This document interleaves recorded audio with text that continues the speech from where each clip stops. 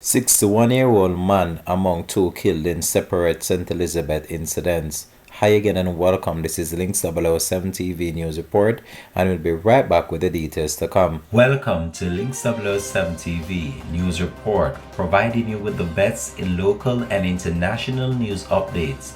This is a place where you can get the most reliable and informative news information. Links 007 TV News Report. Welcome back and thanks for joining us. This is Links 007 TV News Report. A 61-year-old man is among two men who were shot dead by a gunman in separate incidents in St. Elizabeth on Monday night. The deceased has been identified as Patrick Walford, a farmer and resident of Pepper District in the parish, and 29-year-old Sherrick Logan, otherwise called Dosa, a resident and shop operator of Middlesex in the parish. The police have not provided any further details in relation to these homicides. Links 007 TV though will continue to track these stories and provide you with the latest information to come on them. Thanks for watching.